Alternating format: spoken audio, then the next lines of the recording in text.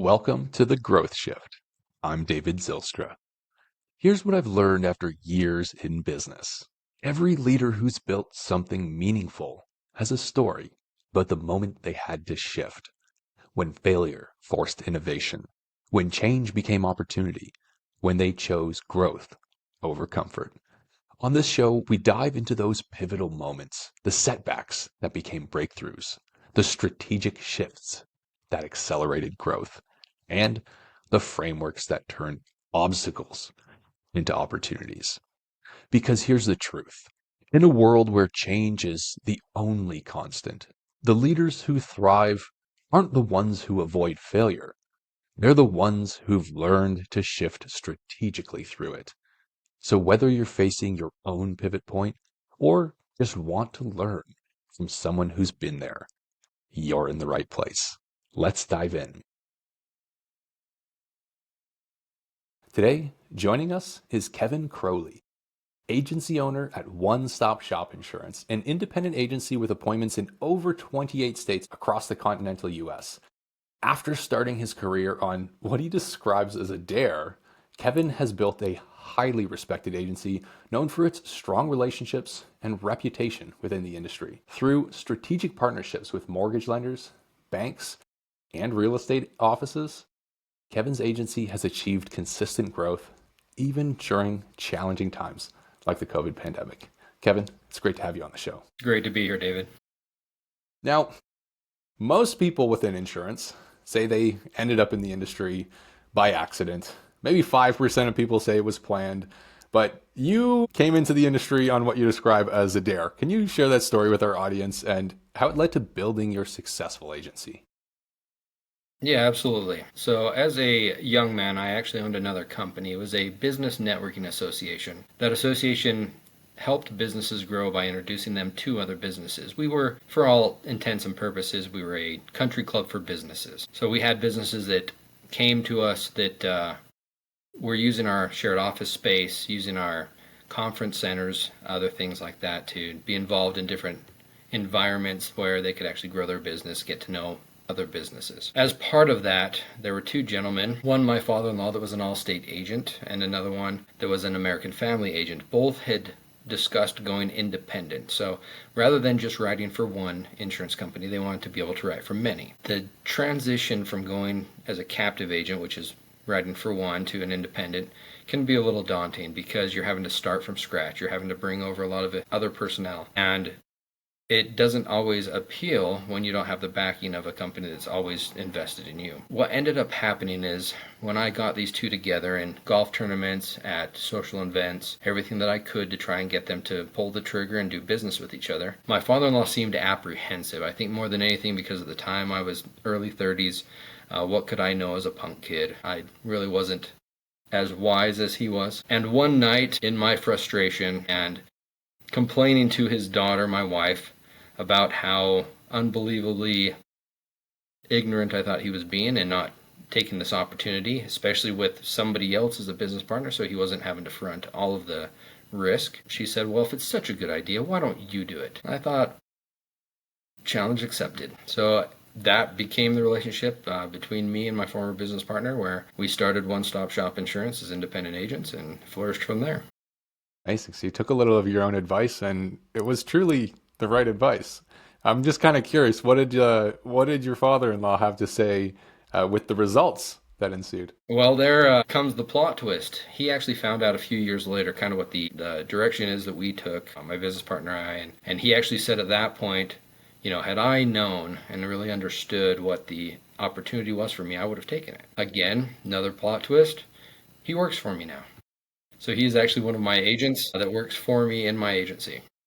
Wow, that's cool. I mean, I'm sure you guys have a really great relationship as a result of all that. So that's really incredible. Now, I think you may have answered this question already with what your previous business was, but you've formed some pretty good strategic partnerships through what you're doing. I mean, you're operating out of a mortgage lending institution and a bank, which has connections to the largest Keller Williams office in Utah. How is it that you went about developing these relationships? One of those was an opportunity that we just took advantage of. Prior to even doing that other business, I was a corporate manager for the Hertz Corporation, working in the local edition realm, meaning that you were actually out in society and actually talking to people, usually dealing with people who had a vehicle that got in an accident, they had to get a rental car by force rather than by pleasure.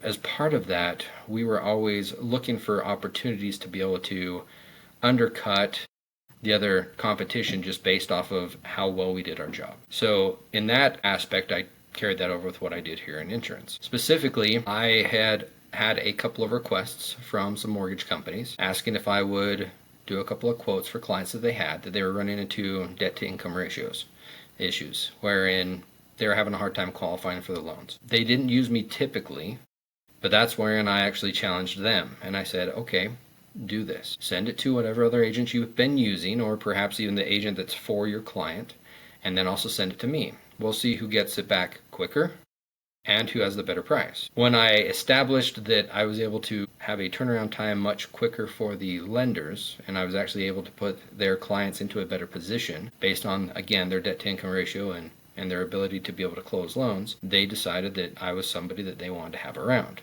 So they actually sought me out to ask me to come in office with them, and have basically taken me around with them everywhere they've gone to be able to make sure that their clients are being handled as best as possible within their system. Speaks to the power of relationships and trust. That it does. Fantastic. So we know a little bit about how you started.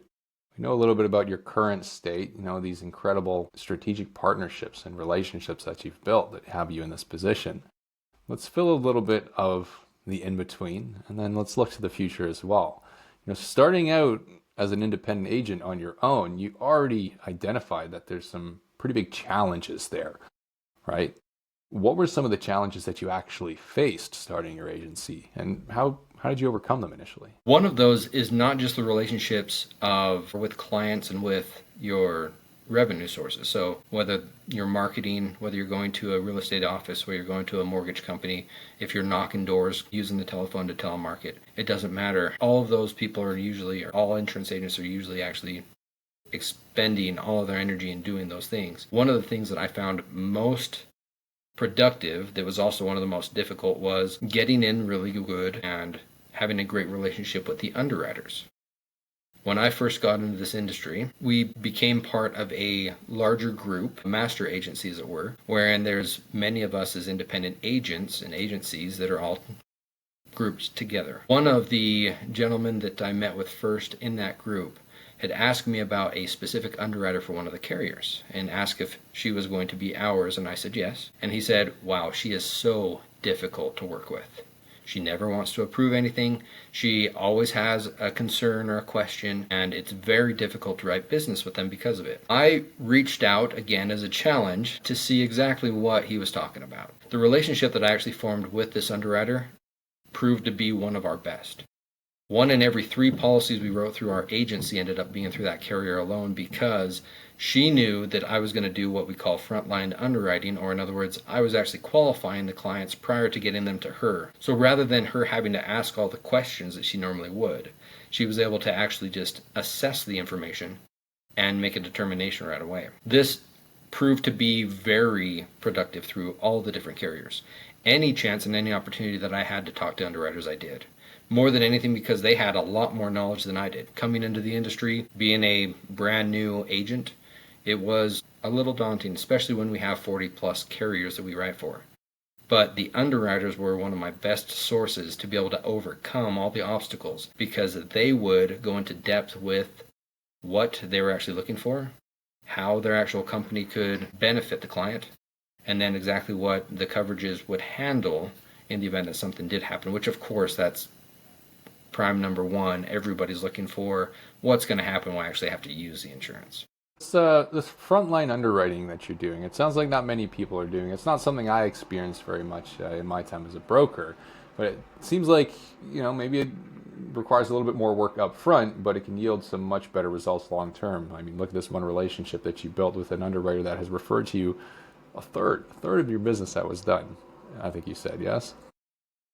Why do you think it is that a lot of agents don't take this approach? One of the keys to insurance is volume and numbers. Everybody wants to get paid. Everybody gets paid through commissions. And because of that, a lot of them are just looking for the easiest route. So the path of least resistance. I see that a lot within the independent realm especially. rather than always putting a client where it's going to be best for them. Sometimes an agent will overlook that. They'll look to get a policy done as quick as possible, whether that's because of price or because of how well they know the system with that carrier, rather than actually looking for the best option for their clients. To give you an idea, within the insurance industry, there's a lot of companies that turn over. You see companies come and go, names come and go. A lot of the larger companies are always buying up the smaller ones that are up and coming, and they do that because it benefits them by getting market share as well as being able to take on a company that's been doing well. One of the things that also happens, though, is some of those companies over market. They end up actually getting a market share, but by undercutting the rest of the industry, and because of that, when they have losses, they're not able to actually sustain what they're doing. In that case, generally, they either cut ties with everything, in other words, they stop doing the auto and home, for instance, lines of business, or they'll raise prices to where they're basically pricing themselves out of the industry anyway. We've seen that quite a bit. In fact, one of our larger carriers, we were the number one writer for one of the carriers in the state of Utah. We actually were more than double the next agency, and we had roughly about 500 clients there when they decided that they were going to pull out of all but 14 markets around the entire country, Utah being one of those. When we were moving those clients, they actually have to get permission from the state in order to non-renew the actual clients as it comes to the end of their policy period. They were not able to actually get that approved with the state. So rather than them not being able to renew these persons, they had to stay on those policies. Well, it's just so happened that happened to be a company that undercut everybody else. That's one of the reasons why we wrote so many. That's why they were doing so well policy count wise, but they also were upside down in what they're paying out in claims compared to what they were bringing in premium. What ended up happening is we actually left a large portion of those clients with that company because they were less than half the price of almost every other company. So it was in the client's best interest to actually leave them there, but it was actually detrimental to us. Reason why is because they tried to force their hand by doing things like cutting the commissions that we were actually making, dropping them down to 0 or 1%, meaning that we were basically getting paid nothing to be able to handle those clients still. But we did that with the sole purpose of we were looking out for the best interest of the clients. When it finally came to the non-renewal time that they were able to get approved with the state, we actually held on to over 95% of those clients, even though the majority of their policies were going up 2 and 3 times what they had been paying previously. But what they really saw was that we actually cared about them, wanted to have them in the best situation for their current premiums. And because of that, their allegiance was more to us, and they believed that we were going to always do what was in their best interest. Wow. I mean, again, this speaks volumes to the power of relationships and trust, right? I mean, I think that it would seem that most people don't trust insurance agents or brokers, right? And it's understandable why. Many people are buying a product that it's not tangible. You can't touch, taste it, smell it, feel it, any of the above. You only are going to use it if something bad happens, usually, right? And it's also something that most people don't understand. So if you don't understand something, you can't see it or touch it or taste it or feel it. You probably don't want to pay for it. And if you're using it, it's because something bad is happening. What's left, right? What's your approach for building such strong relationships? Of course, you just gave us a good example of how it is you earn trust by doing what's best for your clients. But if somebody's connecting with you, not from a warm referral, because I'm sure you get many of those, how is it that you break down those initial barriers of maybe mistrust? Honesty always. Honesty is the best policy. And it's not just honesty that you're going to tell somebody actually what is happening, like what the policy entails, what they're going to get, what could possibly happen, but it's being authentic within that honesty. So I did have a gentleman that used to work for me, one of my agents, and every time that there was a difficult task, like something like talking to somebody about a claim, oftentimes he tried to avoid it. He tried to postpone that. Or perhaps if their renewals were coming up and they had claims, obviously they're a higher risk, and because of it they're going to pay more in insurance, and it was a difficult conversation sometimes to have with somebody that they were going to see an increase of 40 or 50% of what they were already paying. He would avoid that because he didn't like the confrontation. The problem that I had with that is that people like to know what's happening. Whenever they're not in the know and they have that confusion of what could possibly happen without having somebody who's based for them, it's very difficult to do that business. I worked with him quite a bit on reaching out to these clients that if he even had a problem whatsoever, call him up. Say, hey, this is the situation, this is what's going on, and this is what we're doing to remedy. Even if we didn't have an actual remedy at the time, as long as they knew that we were actively working on it, that's where their trust actually began to flourish with us. So they knew without a doubt that even if there was a problem, we were going to step up. Even if something got thrown at them they weren't anticipating, we were going to be there to be able to help them get through it. A lot of agents, because you don't have to, don't do this. When a claim does happen, the most negative things that happen in insurance, claims, when they happen, and a claims adjuster is usually the one that handles it, they're going to be on the corporate side, and they're not somebody who deals with that client on a day-to-day basis. They're only there for that claim. And a lot of agents, because they're not licensed adjusters, as we're not really able to do a lot on the claims side for them. But what we can do is mitigate between the frustration and the negative approach that a claims adjuster unfortunately has to handle, which is how much they're going to get paid, how long it's going to take to get it done, what is going to happen between now and then. And by keeping us in touch with them, we can mitigate against those negative feelings and make that experience a lot better. Again, the last thing you want to do is have a claim, because you don't want to have to use your insurance. You'd rather be able to pay it, know that it's there in case something does happen. But if something does happen, then what? And a lot of agents, again, we get this all the time. Somebody calls in, says, hey, I just got in an accident. They say, oh, great, here, let me give you the claims number. And they do. And yeah, the claims adjusters, they'll take care of it. And they try to be as empathetic and sympathetic as they can with people. But of course, their job's taxing, because that's all they do all day is talk to people, usually that are upset because of the situation and are frustrated that things aren't happening as quickly as they can. So that being the case, as an agent that actually prides themselves on making sure the clients understand what's going on, are comfortable with it, and that no matter what happens, I'm here for you to advocate on your behalf, that's really what helps that relationship build, so that those negative instances are minor or at least diminished as much as possible. Fantastic. So Kevin, you got into insurance on a dare. The dare went well. Right? You built some incredible relationships with underwriters, with clients. You built some great strategic partners, right? You have an amazing network that's built. And as I understand it, you have some plans for growth and expansion as well. You currently have a presence in 28 states. What's driving your expansion? What's your vision for growth over the next 3 to 5 years, maybe? Well, one of the aspects that I really enjoy is that, yeah, as we get to know more places, more people, we do have that opportunity to build. My father-in-law actually, prior to him being just an agent for Allstate, he was actually the area rep for all of Utah. So he actually went around and appointed agencies and agents to be able to write for Allstate. He oversaw exactly what those agencies were doing, helped them increase in both their business as well as being able to discuss numbers with them. Obviously, as part of the job, he had to terminate some of those also based on their productivity or lack thereof. One of the main reasons why I have my father-in-law working for me at this point is because he has that knowledge. Yes, I've been able to run a successful insurance industry and an insurance agency, but I still don't know all of the ins and outs of scaling that, specifically within the industry, to other locations. Because of that, I'm going to be using his wealth and knowledge of the insurance industry in order to increase our productivity by getting more agencies, whether that's taking ones that are already established or building them from scratch also within the different states. So you're looking at growing, and it sounds like you're going to grow pretty rapidly, right? You have a system to do it. You have your father-in-law who has experience and who can definitely bring you the insight and perspective you need within these different states.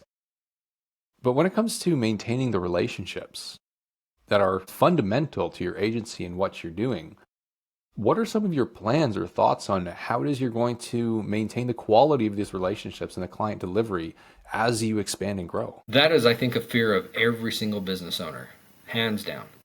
It's always, how can I replicate this and how can I do it? Right now, for instance, everybody that calls in, generally speaking, my staff says it all the time, they all want to talk to you. They all want to have your input because they trust you. And getting that trust amongst your other employees and anybody that works for you That is a fear. It is a fear because, yeah, you don't want the quality of what you give out to the public to be diminished. You don't want to have people getting lost by the wayside and that your reputation go downhill because you weren't either able to teach somebody the way that you've done it, or at least impress upon them that they need to handle things with the type of kid gloves, as it were, that they need to. So honestly, that's part of my difficulty myself, is how do I replicate myself? I do have some staff, and anybody who's been in business knows this. There's some staff that just are going to be better than others. Some of them are really good at one particular thing, or many, whereas they might not be good at others. And so it's always finding that balance between how many do I need to hire, how many do I need to put in position, and what exactly training do I need to do with those in order for them to be able to handle and to react as I would. And that's really what it comes down to. The thing that I love the most is when there is an issue. One of my staff comes to me and they say, this is how I handled it, this is what was said, this is exactly what transpired. And if it's something I would have said, I say, great, that's awesome. We need to continue to do it just like that. If it doesn't, then obviously there needs to be some corrections. And that in business should be expected. You should always be expected to have some sort of criteria and some criticism that you're actually willing to actually take so that you can better yourself, whether that's in the industry you're in or even just in general in life. Because again, people are going to see through it. If you're not being authentic with them, if you're not being real with them, if you're not being honest with them, you can't do the other things because they'll see right through it. So, this challenge of replicating yourself in your staff, and it sounds like, obviously there's always going to be coaching and correction necessary, but it sounds like you're doing a pretty good job so far. If people are coming to you, letting you know that they had a challenge, but this is how they solved it. I think any mentor really wants to see and hear that. But as you said, this is one of the biggest challenges of any business owner, right? How is it that I can make sure that people will deliver what I'm passionate about in the same way with the same passion, right? Other than this, because it is a significant challenge, would you say that is the biggest challenge that you're up against, scaling operations across multiple states? Or are there other things that, you really need to be focusing on beyond just your staff? Within our industry, probably not a whole lot. I mean, there's always going to be the nature of the business of different risks. So again, insurance is all risk-based. It always has been, always will be.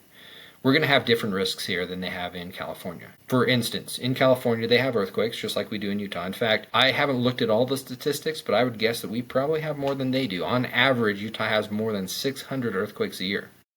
But the majority of those, we don't even notice. Our fault lines are very active, they move vertically, so they're always constantly moving, and we don't see very large ones, generally speaking, a lot. On the other hand, California does. Their fault lines are a little bit more sedentary, and so when they jump big, and because of it, it can do a lot of damage.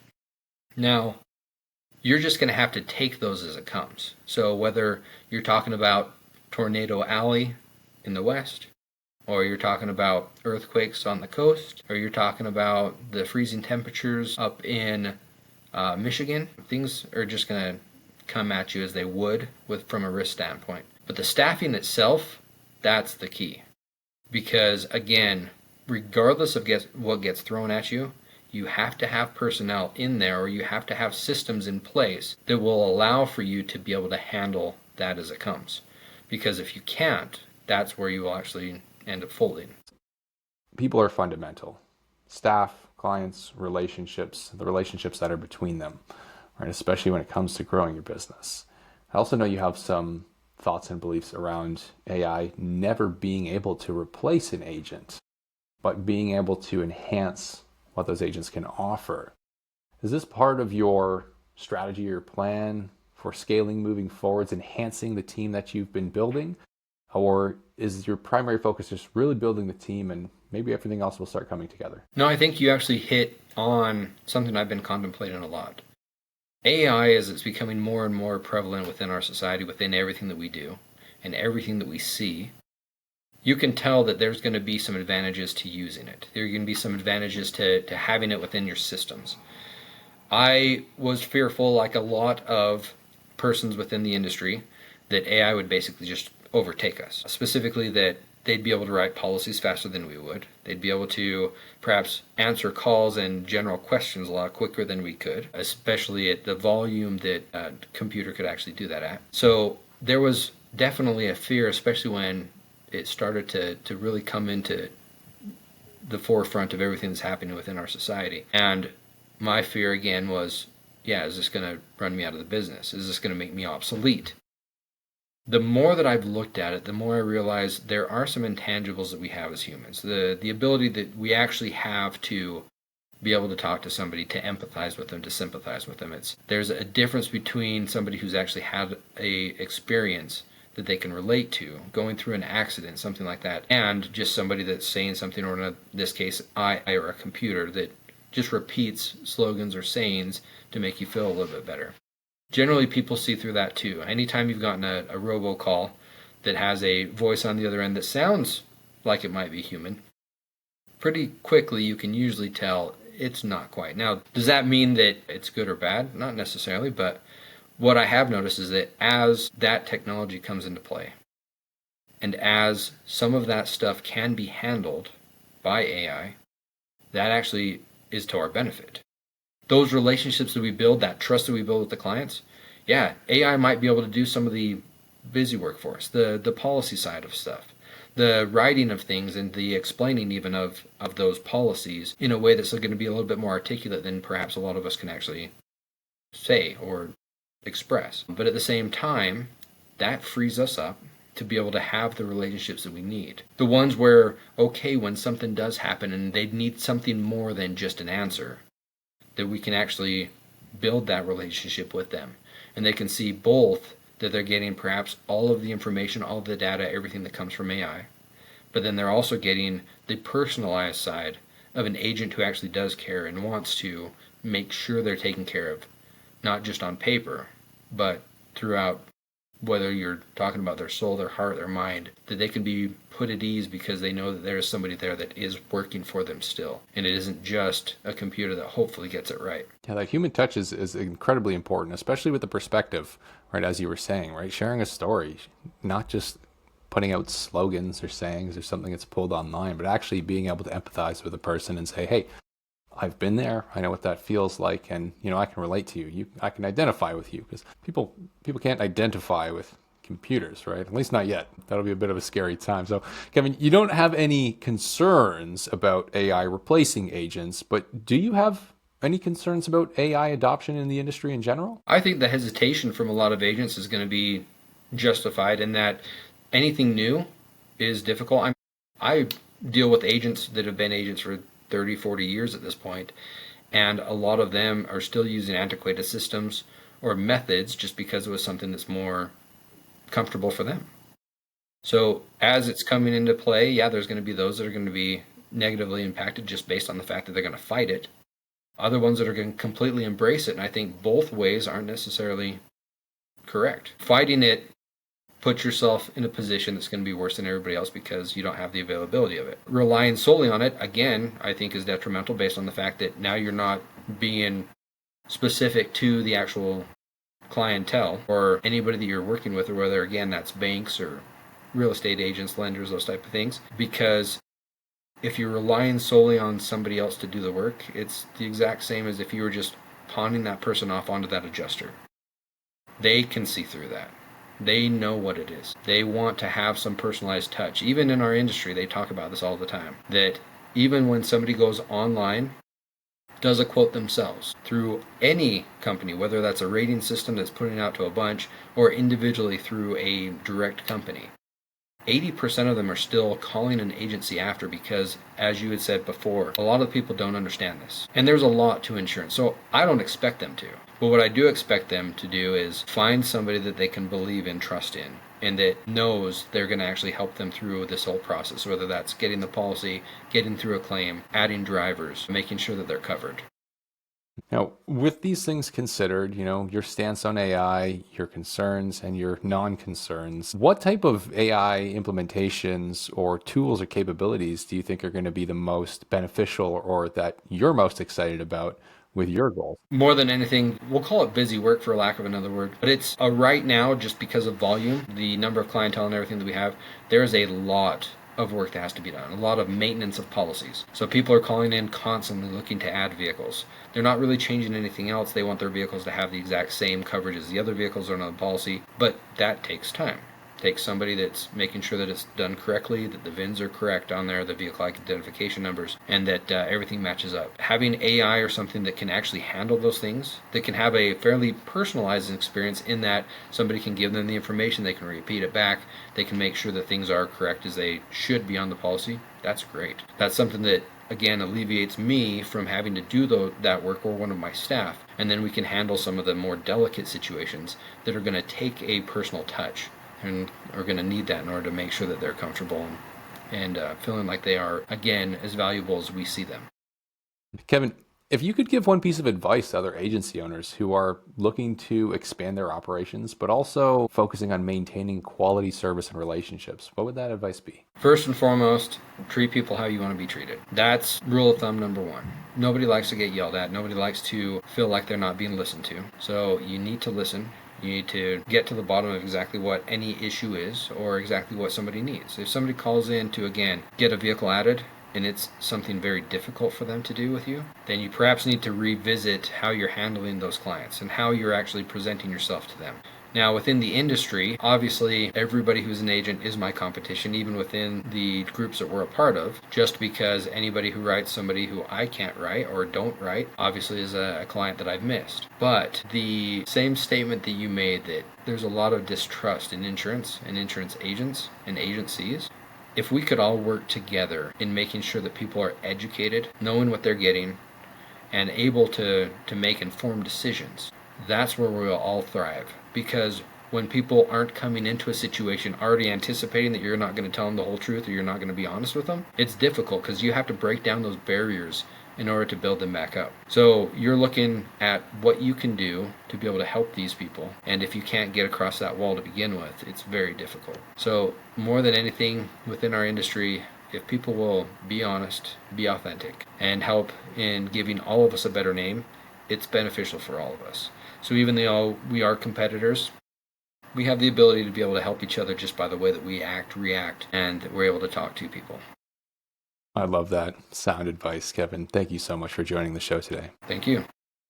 For our listeners who might want to connect with you or to learn more about your agency, what would be the best way to reach out? We're able to be found online at 1ssinsurance.com. That stands for One Stop Shop Insurance. They can also reach our office whenever you need. We happen to be a little bit different from most agents. A lot of times you will call in. Most of my clients actually do have my cell phone. That's a little daunting too, but I have helped people at 3, 4 in the morning before that called me thinking that they were just going to get a message, leave me a message, and instead I'm answering on the call. Obviously that's not always feasible, but more than anything, we like to be available for them. If there's ever an issue, we like for somebody to leave a message, because even after hours we're checking those, making sure that people are being taken care of. But yeah, they can reach us at our main office in Roy, Utah, and online you can find all the information for that. Fantastic. To the listeners, thank you for tuning into the podcast. As always, I hope this episode has brought you valuable insight, knowledge, and inspiration. If it did, please would you show your support by liking this video and subscribing to the channel. Until next time, we're signing off. And that's a wrap on another episode of The Growth Shift. If this conversation sparked something for you, whether it's a new perspective on failure, a strategy you want to try, or just the reminder that every setback can become a setup for something bigger, hit that subscribe button and share this with someone who needs to hear it. Remember, the leaders who thrive aren't the ones who avoid change. They're the ones who shift strategically through it. If you're ready to build the systems that help you grow without the chaos, head over to valentix.io. We help businesses like yours scale smarter, not harder. I'm David Zylstra, and I'll see you in the next shift.